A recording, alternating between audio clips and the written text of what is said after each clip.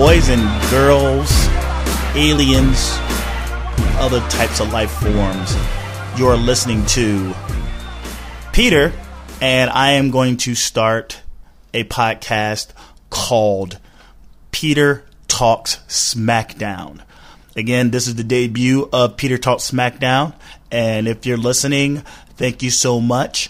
Be sure to check out all the other podcasts that we do on pjtwcentral.com, like Peter and Jake Talks Wrestling, where we review Monday Night Raw. This past week, Jake was absent, and I had someone fill in by the name of Alexis Feldman. You also have Peter Talks Wrestling with, and this week is with Nathan Newman on Twitter, who is Headliner 5. We just did an interesting podcast. I just uploaded the new Faster Than the World podcast, which is Jake and the amazing Fritz and Nate interview NXT every week. So those are up right now. Be sure again to go by Peter and Jake's Talks Wrestling Central, which is pjtwcentral.com. You could also follow the PJTW Central account on Twitter. My personal account is Ellen Japanese, LinJapanese, and you can also find that one on Instagram. And on pjtwcentral.com, you see different ways you can listen to this podcast, whether it's SoundCloud, which is the main account, YouTube, Stitcher, and Tumblr. If you have a Tumblr account, you can listen to the SoundCloud uploads. So without further ado, man, fuck it.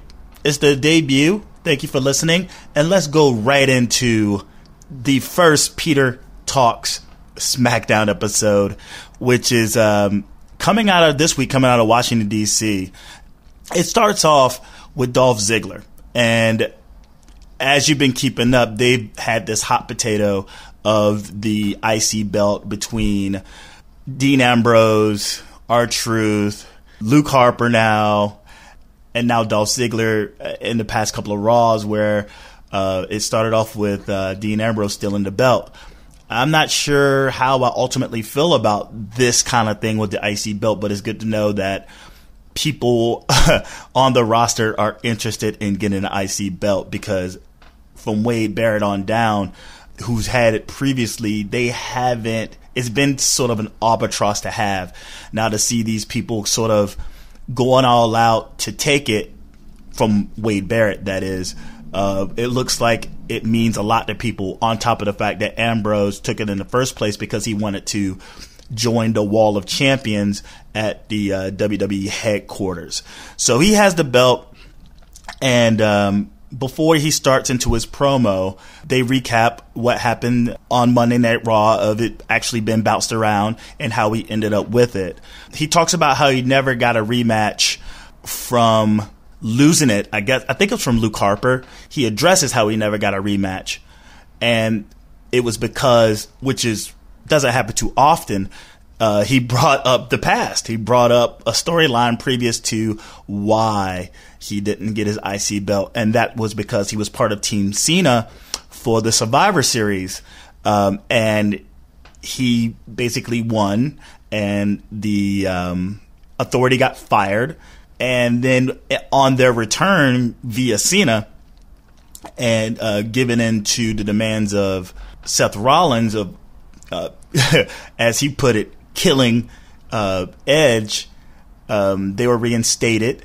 And one of the first orders of business in their reinstatement was the firing of Ryback, Eric Rowan, and indeed Dolph Ziggler. It's great that they brought that up, because one of the problems with the WWE is that they almost next to never backtrack into situations that lead up to when they're in front of the camera. It was good that he pointed that out. But yes, it was because he got fired on the return of the Authority, and he never, ever, ever got his rematch. And in that promo, he officially puts his hat in to join in the Intercontinental Championship ladder match at WrestleMania. And as he's talking, he's bringing up how he wants someone else to enter this this ladder match. And he starts going down, things of this person and this, that, and the other. And the crowd kind of gets it. They start screaming yes. But before he can actually say the name, Wade Barrett comes out, his music hits, and he basically wants his belt back. And he's talking about, how dare you invite people to his WrestleMania ladder match, and that if he doesn't give his belt back, he's going to basically fuck him up. And as Wade is actually entering the ring, Luke Harper comes from behind and decks Ziggler. And then it culminates to Barrett and Harper beat down on Ziggler. And then in comes Dean Ambrose. And he comes in and takes out Barrett. Harper leaves. But then they all come back and go at it. I think it's like Harper on Ambrose and Barrett on Ziggler. And so R-Truth, oh man, I hate that they have him scripted in this way, but he shows up like a buffoon, like a fucking minstrel, and he gets down on, crawling like he's at war to get, he sneaks in, and then he crawls in the ring and he gets the IC belt that's in the ring, and then he climbs under the ring to the other side to escape. And he's looking back as the four guys, Ziggler, Ambrose, Barrett, and Harper look on, and he just kind of looks back at them, and he has the belt, and he just slowly walks off, which leads to him running into Renee Young backstage. Young basically describes what's going to happen to the belt. I mean, there's no use of you having it because that belt is going to be hung in the air for a ladder match. And R-Truth describes, basically goes into his fear of heights. And he's like, well, damn, if that's the case, I may as well just give it to somebody. So he wants to give it to Renee Young at first, and she won't take it. And then he goes, where's Dean Ambrose? Which is, I guess, weird because the foreshadowing of Renee Young and Dean Ambrose dating, that, it kind of caught her off guard. I don't know if it caught her off guard, but, behind the curtain, they're in a relationship. She's like, I don't know where he is. And it's Dean Ambrose. He's like, Gene, I don't give a damn who it is. I just want to give it to him. Which is also weird because he was just out at the ring. He took it from all four guys, and Ambrose was one of the guys. So I just found it weird that he wanted to give it back to Dean Ambrose when, in fact, he took it from him in the first place doing that whole fucking debacle that was happening outside for the belt. So I just felt that to be a little weird. And that ends like the first segment, which leads us into our first match, which is Tyson Kidd and Cesaro, which I dubbed the Marksmen versus Los Matadores. And before the match starts, I guess while they're getting in the ring, the Marksmen, they get a box, and they're basically running off who they are as a tag team and the whole fact thing. So it seems like Tyson Kidd's fact gimmick is actually entering into what this is as a tag team. I like the box. I wish they did it more often. The box is cool. Please bring that back. So the match is going on, and it culminates to a moment where Cesaro gets a move in, and he goes for the pin, and he tries to get his legs on the ropes. He gets his legs on the ropes, and El Torito, the snitch that he is, brings that to the ref's attention. And when Cesaro notices that Torito is the snitch, he kind of grabs him outside of the ring, pulls him inside, and looks like they're standing off. And Torito just basically shucks and jives And before they could sort of go at each other, Natalya, of all people, because we don't get that Natalya is kind of part of what's going on and as this heel sort of tag team, but maybe this is not necessarily the first. Well, I think she did it with Naomi, so whatever. She pulls Torito by the leg, yanks him outside the ring, throws him in front of the commentator's box, which gets the referee's distraction. That leads to a big swing by Cesaro. I'm not sure who's in the ring catching this big swing, but nevertheless, fuck Los Matadores.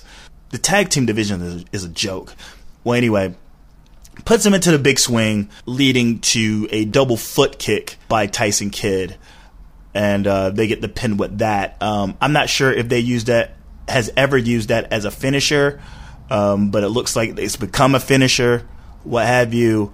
And if anybody knows what the name of that move is, please let me know. I have no idea what the fuck that move is called. It seems between like Kidd and Cesaro, the fact that they don't have a tag team name, and then a move like that doesn't have a name. It seems like everything has to be explained within like its full like description. So I don't want to call it the big swing into the double foot kick or whatever the fuck it's called. But if anybody knows the name of that, please let me know. And let me know if they've used that as a finisher yet. And with Kidd and Cesaro holding the tag team belts, it was sort of stupid to take them off the Usos because they're an established tag team that's had the belts multiple times and for a while now. I mean, it's good that Cesaro and Kidd have the belts, but leading into WrestleMania, it seems it's come down to the fact that there will not be a title defense of the tag team championship at WrestleMania. And it really just goes to show how they're not ultimately behind Cesaro and Kidd as the champions, and that admitting also that the tag team division is like this big fucking joke. You're going to have an IC defense, possibly a US title defense, and you mean to tell me that the tag team doesn't get a defense? It only shows. Now, if you look at what's happening with the US belt, which is like John Cena versus Rusev, you got yourself a solid story, and coming off such an amazing match from Fastlane, if quote unquote Rusev accepts, we're going to get a fucking awesome WrestleMania match between John Cena and Rusev, an undefeated Rusev, 15-time champion John Cena for the US belt. So, I mean, I have my thoughts on the idea of John Cena having the belt, but nevertheless, it's going to happen at WrestleMania, right? Then you have the IC belt that is going to have like all these people in it, and it's going to get a spot. So the only tag, other than say the Divas Championship, the only thing that needs to be defended now, fuck it, if you're going to throw everybody in there for the fucking with their title, may as well put the tag team championships up. But they're not. Basically, it's going to be the Marksmen, Kidd and Cesaro, with Natty versus the Usos with Naomi. I know they want to get the Divas involved and this, that, and the other. Between Naomi and Natalya, those two should be on the hunt for the Divas Championship rather than fucking Paige or AJ Lee and the Bellas. You got to be kidding me that they're going to be represented for the Divas belt and not the likes of Naomi and fucking Natty. But if they all get on WrestleMania, that's great. But I wish on the own merit of, say, the build of the tag team of Kidd and Cesaro and, say, the veterans, which are the Usos, that they can get their own fucking spot on the WrestleMania card for the belt. But that just ain't going to happen. And it's stupid. And after that match between Los Matadores and Kidd and Cesaro, the Marksmen, we get a little segment backstage with Big Show and Kane. And Show basically, in a smug way, is wanting an apology from Kane. And that apology from Kane is because he didn't trust Randy Orton. And as they're talking, the Big Show basically talks about how he's entering in the Andre the Giant Memorial Battle Royal. We all remember what happened to his ass last time. And if you don't, Cesaro picked him up, walked his ass, and dumped him out of the ring for the victory and, winning the Battle Royal.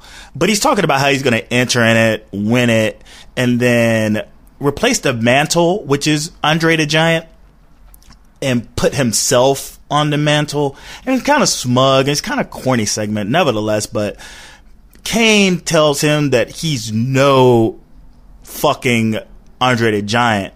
And in another smug way, the Big Show talks about how he knows and that he's not Andre, and that it's a compliment that he's not, because apparently he feels some sort of way about Andre the Giant, which is so stupid, the script. Because Andre the Giant, I mean, he's an icon. We'll remember who the fuck Andre the Giant is. We will not remember who the Big Show is. I guarantee it. We'll probably remember the fact that Andre the Giant supposedly had a son. That's the extent of the Big Show's acknowledgement of being a big guy. But he talks about how he's going to do all that crap, and Kane himself says he's going to enter the Battle Royal. And within this segment, I think there's some mentioning of the Demon Kane and how he looks like he's a sponsor for the Men's Warehouse. Now, I don't know where the fuck this comes from. Maybe the Men's Warehouse is like a sponsor now for the WWE, and this was like a slick way to slide their name in as an endorsement, but it just failed. And Kane basically tells Show that he should be out at ringside while he has his match with Ryback. And then he comes back and says that's the slogan, feel good, look good. I don't know. It was just, it was a basic wasted segment. And I'm almost embarrassed to have to review it, because I don't know what gave the WWE creative this idea to make Kane and Big Show this sort of odd couple of teammates. I mean, I don't get it. You got the Demon Kane, who's not a corporate Kane. You got the Big Show, who's the biggest athlete in the world, supposedly, has a devastating big punch. And you have Kane, who's basically the Demon Kane. I mean, he just, regardless of how you feel, he still has like an amazing resume. And both of those guys should be pushed as monsters, whether face or heel, but it's just scripted better, and not to be like these sort of comic figures to a certain degree in the Authority, because I feel like that's what you have J&J for. They should be the comedy stick, not the two biggest dudes on the fucking roster.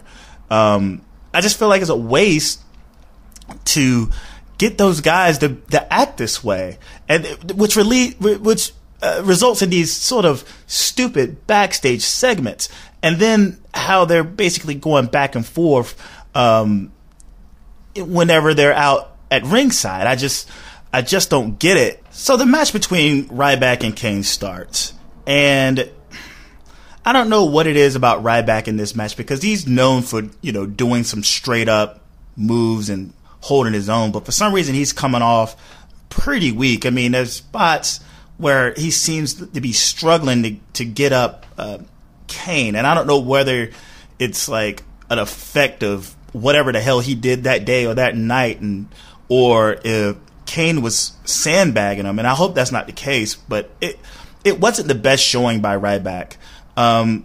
There's a part in the match where the Big Show tries to distract Ryback, and rather than Ryback getting distracted, Kane gets distracted by basically telling the Big Show to fuck off and that he has this match. But as he turns around after his back and forth with the Big Show, he meets a meat hook clothesline and basically gets pinned. Ryback wins that. So then after that, they roll out the ring, and Big Show and Kane are bickering. Kane grabs the microphone and sets the match between, it's not over yet with you, Ryback.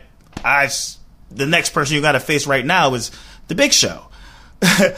And then all of a sudden the Big Show has to go up against Ryback. And then apparently, I don't really see that last showing by Ryback to be that great, but he's in there again, and Kane sets the match basically to say, the fact that you fucked with my match and that I lost, let's see if you can do any better. So this has nothing basically to do with Ryback and more to do with the back and forth between Kane and the Big Show. So Big Show goes in the ring, and then there's a situation where Kane tries to distract Ryback the way the Big Show did. But the difference between the distraction between the Big Show and the distraction with Kane is that Kane actually gets hit with the meat hook. So that's 2 meat hooks that Kane took, and that was an actual distraction for the Big Show to step in and hit Ryback with the big punch. Show pins him, and he walks away with the win.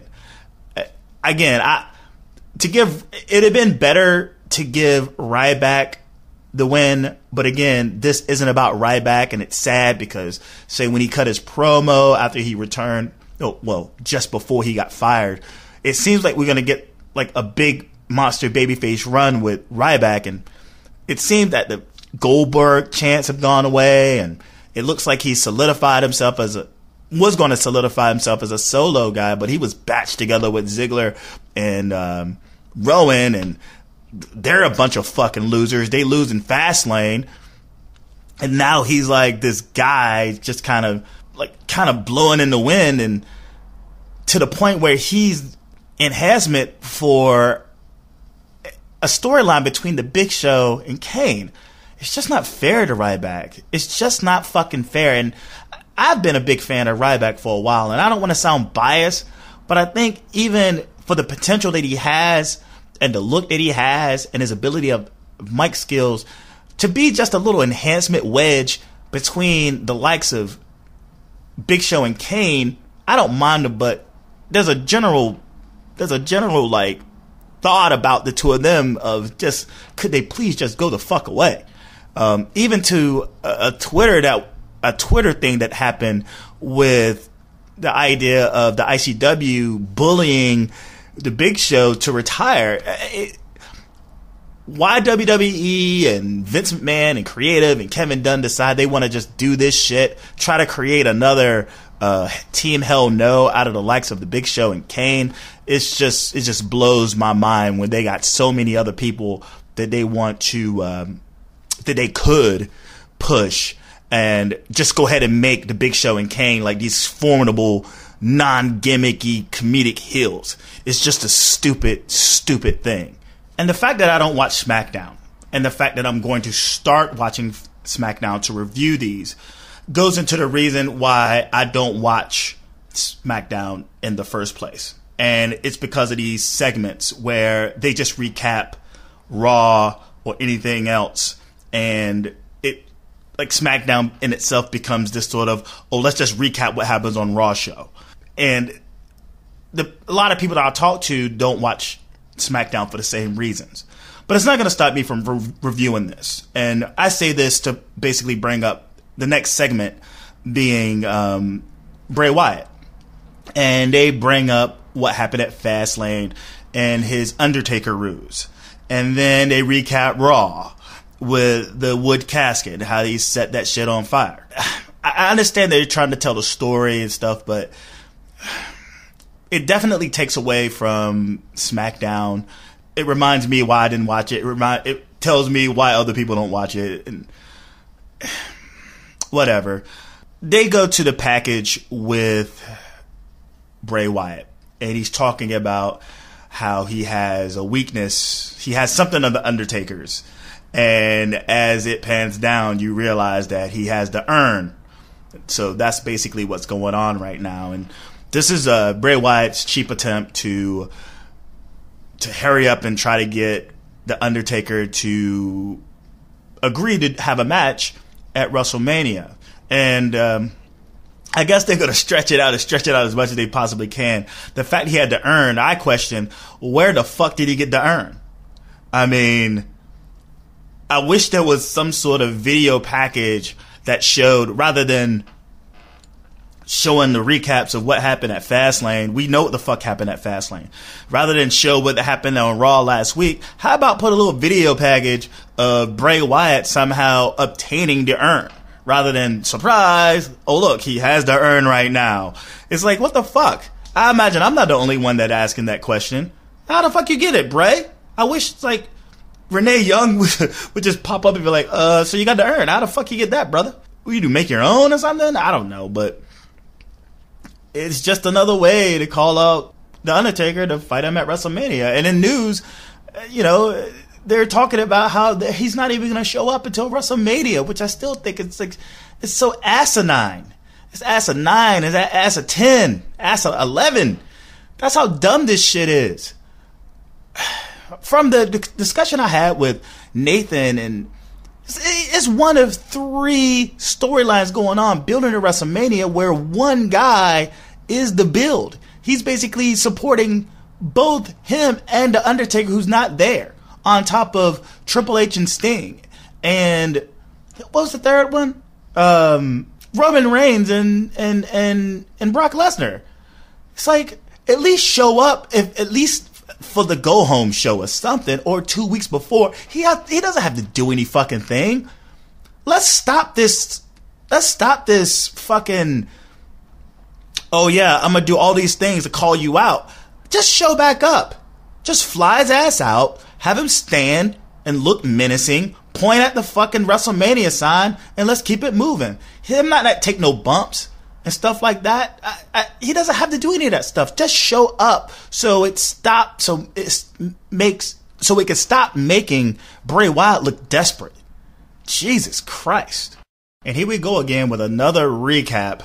This recap is the Jon Stewart appearance on Raw.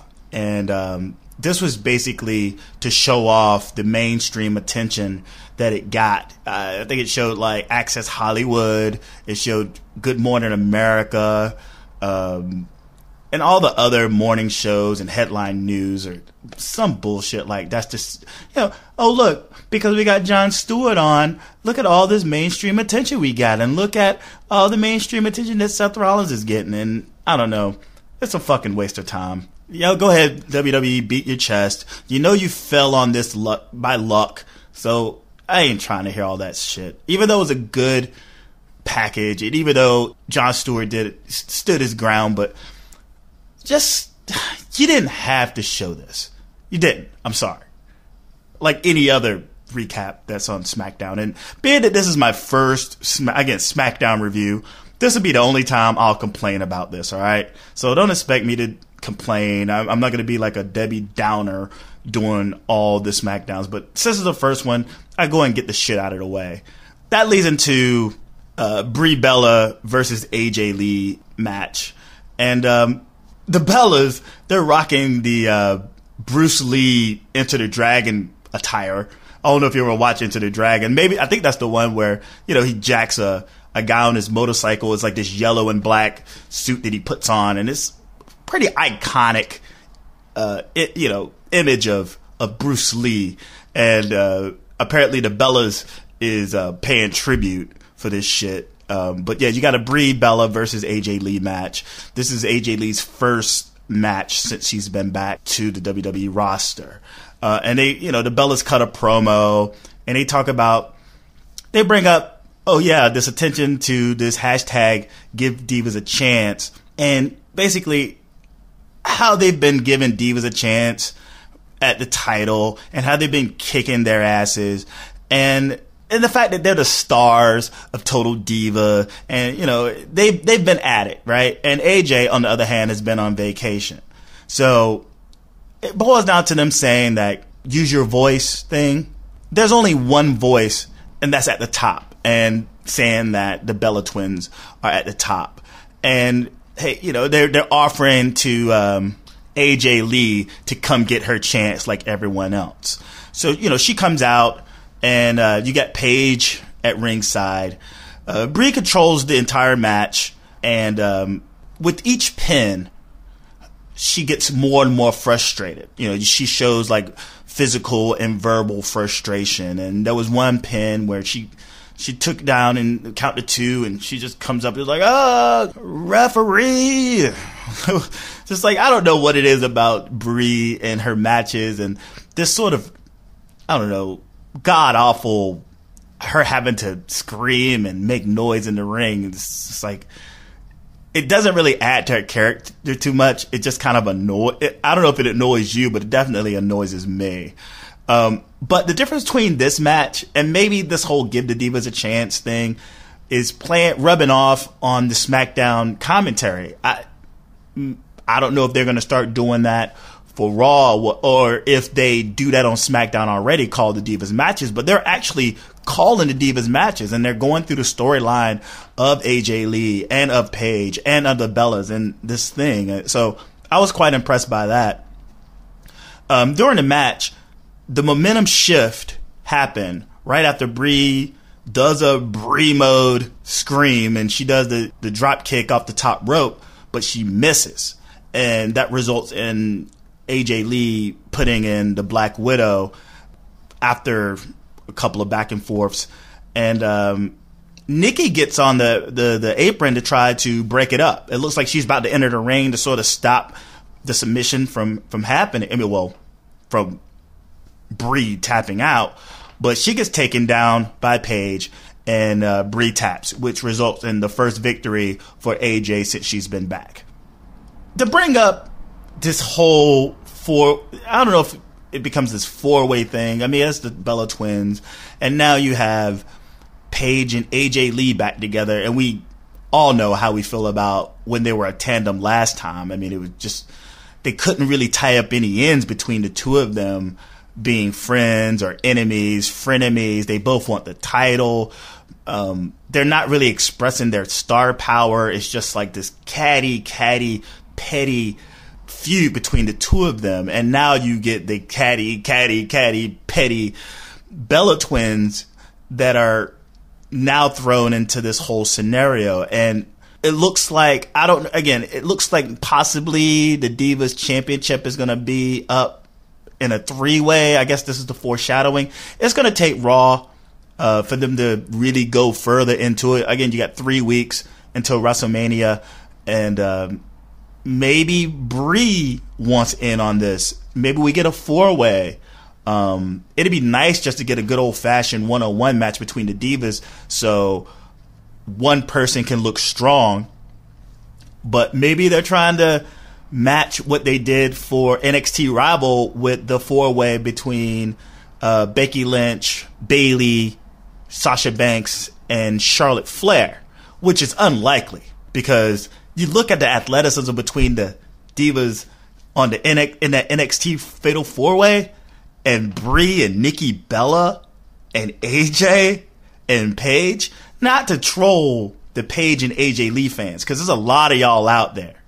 But I would much rather at least see Natty or Naomi in that spot. Hell, I would even like to see Summer Rae in that spot because her athletic ability is pretty up there. Or even Alicia Fox for that matter. This is just going to be like this weird little, no one's going to run the ropes correctly, and everyone's just going to have to do the best they can to give some sort of an attempt to win the championship, and we're just going to end up with either a Bella or AJ Lee's little ass or Paige's nerd ass with a belt. And I don't want to make it seem like every time I talk about a segment that it has to end in that it's stupid. It definitely needs a new direction. The Divas division needs a revamp, and God, imagine that. Either Paige, AJ Lee, Nikki or Brie Bella standing tall at a WrestleMania holding the belt up as the best female wrestler in the world. Jesus.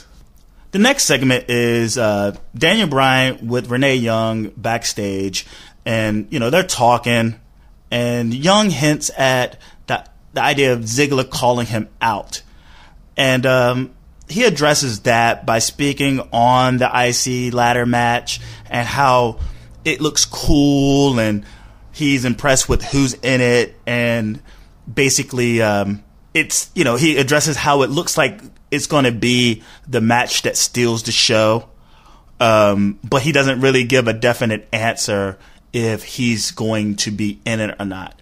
Now, this basically reflects, and you know what? I got it all wrong. I admit it. I had so many other speculations of Daniel Bryan's involvement with WrestleMania 31, and also the involvement with Dolph Ziggler. Because if you can remember, maybe like a month and a half ago, they were talking about how they were going back and forth on Twitter about, well, the fact that they're not going to be in a possibly not be in a title contendership match, say for the world title, that they should actually face off with one another and, you know, go in with this idea of stealing the show. Now, I remember talking to maybe Jake or even Nathan, you know, and saying like, oh, you know, whatever, fuck that. They're not going to do that. Like, that's just something they did on Twitter. But, you know, it looks like it's shaping up. Now, granted, it's going to be a ladder match and it's going to be like 3 to 4 other people involved. But you're going to still get this element that there's only going to be 2 people in the ring. Now, depending on the performance of Harper, per se. But it's going to definitely come down to Daniel Bryan and Dolph Ziggler in the match, climbing the ladder and trying to knock each other off. And whoever falls, I mean, I guess whoever knocks the other person off will win the belt. So it's going to be interesting. It's something that we don't get that match with Sheamus versus Bryan, or unless he's going to join the ladder match, which would be fucking waste. But it's a shame we don't get the just a one-on-one match between Daniel Bryan and Sheamus, or even Dolph Ziggler and, I don't know, maybe even Wade Barrett for the belt. But we'll just see how this shit shapes up. And that leads us to the next match, which is the New Day, which is Kofi Kingston and Big E this time around versus The Miz and Mizdow. And speaking of something shaping up, I think the Miz and Mizdow feud that's happening, I don't know if it was a feud, but the situation of Miz and Mizdow is probably the second most interesting storyline that's on the card right now. And it's doing such a good job to get Miz over as a heel, a very asshole heel that's very much needed in the world of professional wrestling, especially in the WWE. And Miz is knocking it out the park and getting Mizdow over as like this baby face. And you're talking about out the park. He's knocking it out of the damn county. He's knocking it out of the state. It's pretty amazing what they're doing with these two. I didn't think this storyline was going to get as much heat as it has, but it's I can't wait until everything sort of pay off. I can't wait for these segments to come up just to see the dynamic and interaction between Miz and Mizdow and the ascension of Mizdow. They recap the whole Niagara Viagra thing of the Miz hijacking Mizdow's commercial spot. So the match starts, and it's the same in the mill. Miz think he can fight 2 guys, and he refuses to tag Mizdow in. And there's a point where I think Miz gets thrown into the corner, and Mizdow just tags himself in, and he gets a really good hot tag with his shades still on, I may add. He's in there kicking ass, taking names, and when it looks like he's about to finish the job, the Miz tags himself in and basically bitches at Mizdow about how dare you, because the place is going nuts when Mizdow is in, you know? It's just awesome. You really can't go on the post-production of SmackDown and crowd, but I guarantee you they didn't need much editing to this, because Mizdow is red hot as a babyface and being basically the peon to the Miz. But The Miz basically taps himself in when it looks like Mizdow is about to finish the job, and he basically complains at Mizdow. He bitches at Mizdow. He's like, this is me, it's about me, I'm the star, blah, blah, blah, blah, blah. He makes him get out of the ring. This is my ring, get your ass out of my ring. Stand, face away, don't even look. Well, the Miz is doing that. That's a bit of a distraction. They get Big E finally tagged in, and Big E sets his ass up, and they do this whole body slam. I think the whatever the fuck they call it. I don't even know what the hell that move is. I haven't seen it in forever, but it's basically Big E's finishing move, and it's led also with a net breaker by Kofi Kingston, and they get the win.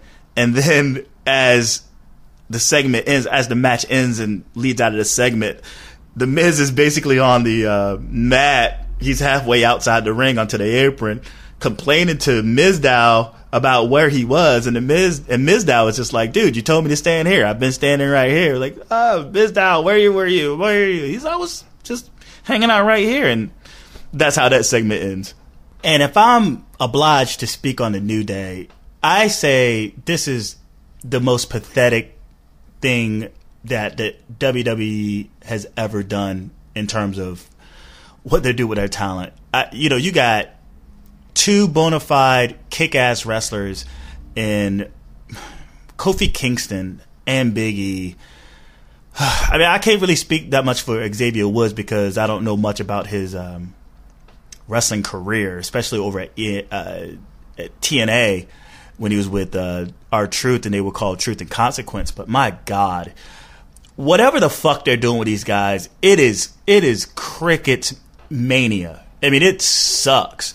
It gets no reaction out of the crowd. The crowd just like, shut the fuck up, go away. And people like me are just like slapping our heads like, oh my God, like what has become of these guys? I don't know what the fuck the problem is. I swear to God, I couldn't tell you. But they need to fucking just get rid of this. We've been, I guess, when we were asking for it, we were hoping for something a lot cooler, something a little more aggressive, something a little more badass.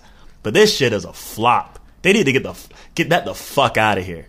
Like, just go the fuck away. Hell, I hope that's, they're not even showing up in the Andre Memorial Battle Royal at WrestleMania. I mean, just package those guys up as individuals, or just repackage them, or turn them heel, give them some sort of fucking edge. Like, just something. So the next segment is Roman Reigns backstage with Byron Saxton. And Byron Saxton basically asked Reigns what he thought, in his response on what Paul Heyman said about him facing Brock Lesnar at WrestleMania. And Reigns goes off into a good promo, a little too wordy for his own good, but basically he talks about how Heyman has made his living off running his mouth. And that him as Reigns, he's talking about, Heyman talks about how he's going to inflict all this pain and stuff. Reigns goes into the thing where, throughout his life, he's gone through a lot of pain, and pain is something that's new to him. And that basically he's going to hit him, he's going to cock his hand and hit him with a Superman punch. And when his knees are wobbly, I'm going to cut him in half with a spear and win. There you have it. Again, a little too wordy. I mean, I did a concise version of it, but he said a lot more. It's supposed to have a little more character, a little more charisma to it, but he could have just been like, you know what? I don't give a fuck. I'm just going to knock this motherfucker out and win the title. So get the fuck out of my locker room, motherfucker. And I think we would have been just fine with that. Which leads us to our next match. And that match is between Rusev with Lana versus Jack Swagger. A little heavier. I don't know if it's me. Did anyone notice he just looked a little bit heavier? Anyway, we're facing Jack Swagger again. I mean, in my head, I'm thinking, how many times is Jack Swagger is going to have his ass handed to him by Rusev? And I think to myself, I go, is there not anyone else on the roster that Rusev could just go through? Couldn't they just give him just somebody? Couldn't they just give him like fucking Fandango or something? Like just somebody else? Because we've been there, done that with the whole Swagger Rusev. And Swagger's had his ass handed to him. He came back, looked like he was going to give it to him again, but he ended up having his ass basically handed to him again. And now he's just out there as a fucking jobber now. Like, what the fuck with Jack Swagger? Like, again, the whole Cesaro leaving him of the Real Americans and now Coulter's not with him anymore. He's just a pathetic man out there. And here he is again facing Rusev. And just to cut this short, because there's not really much of a match. It ends pretty quickly.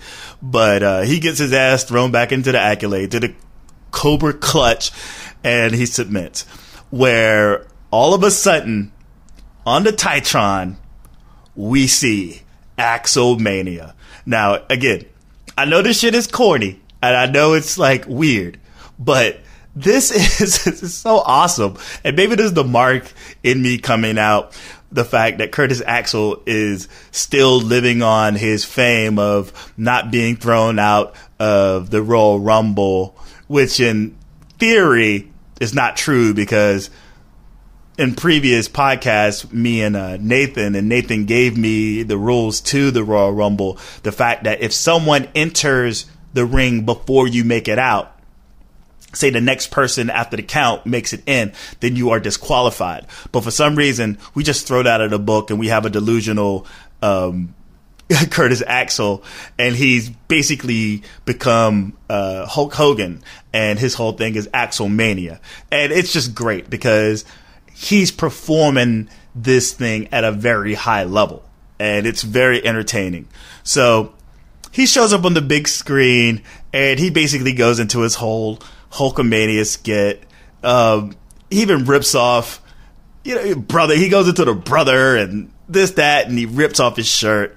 And he addresses to Rusev that if he doesn't have an opponent for WrestleMania 31, that he would be the person to fill that spot and defeat him for the title. What he suggested Monday during the Stephanie McMahon Cena promo, and he goes, and he ends his promo on the Titron with a challenge at next week's Raw, and that if he defeats him, that he's going to face him for the U.S. belt.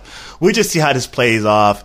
Just that part in itself is just entertaining. I'm glad that Curtis Axel's found himself a cool little niche. It's entertaining, and we just see how what turns out at on Raw next Monday, because he's going to have his ass handed to him. But he's going to have his ass handed to him in a very, very entertaining way, I'd imagine.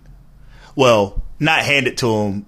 Well, his ass being handed to him is not going to be as entertaining as much as him coming to the ring and probably spitting another Axelmania promo. Which leads us to our main event. And that main event is a tag team match between Luke Harper, Wade Barrett versus Dean Ambrose and Dolph Ziggler, with Truth on commentary because he has possession of the belt at the time. And it's a pretty decent match. It doesn't really last too long. I think it results in Dean Ambrose getting Wade Barrett out of the ring and Luke Harper having his hands on Dolph Ziggler. I think he throws him into the buckle, and Ziggler's woozy. But before, while Harper's winding up for one of those vicious fucking lariats, he's met with a super kick and a zigzag, and that results in a pin for Dolph Ziggler. And as he gets up, he's met with a fucking vicious bullhammer. And then Ambrose comes in, and he's met with another bullhammer. And Barrett approaches Truth for the belt. But then Ambrose attacks Barrett. I mean, he doesn't sell that fucking bullhammer too much to be able to get back up and attack Barrett.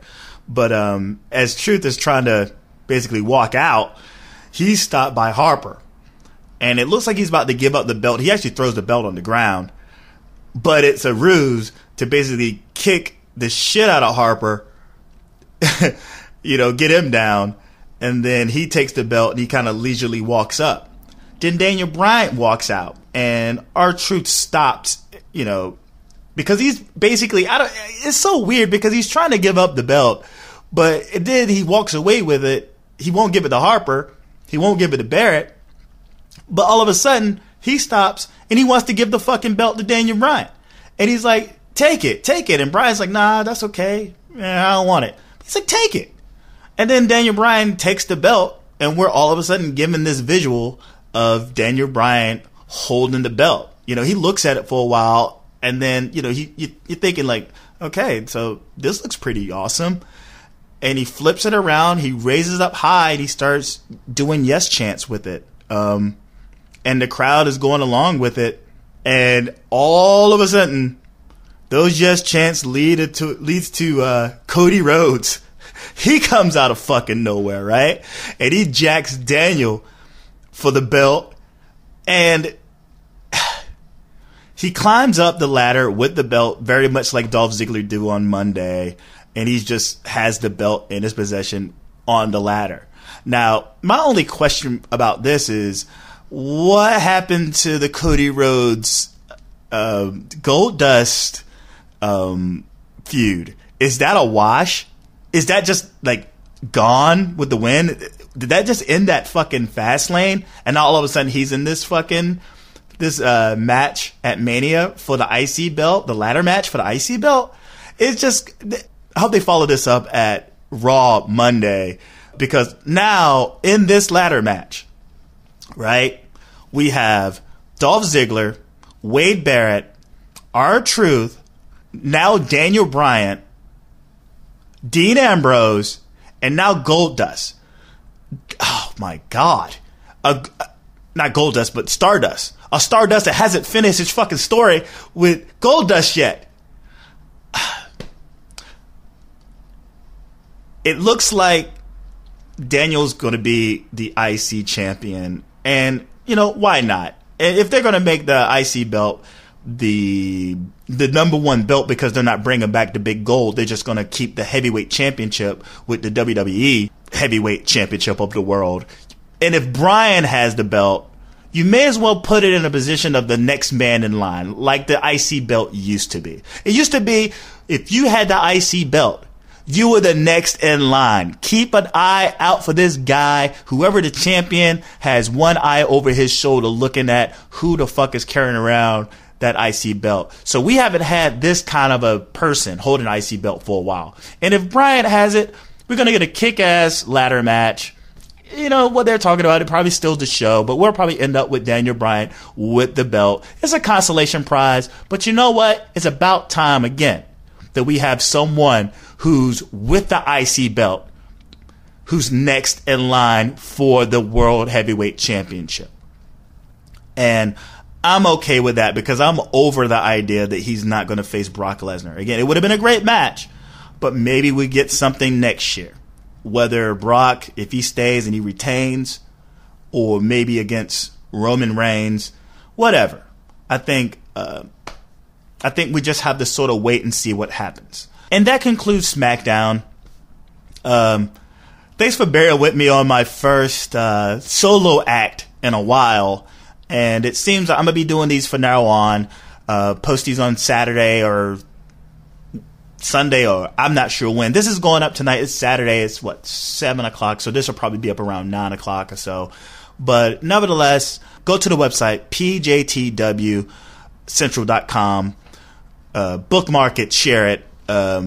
This week we have, today we uploaded the recent Faster Than the World podcast with Jake and Fritz. Yesterday the upload was Peter Talks Wrestling with Nathan, also known as Headliner 5 on Twitter, and he's with the Eyes on the Ring podcast crew. And then Monday was the Peter and Jake Talks Wrestling, but it was the Peter and Alexa Talks Wrestling, and we reviewed Raw from Newark, New Jersey. So again, thank you for listening.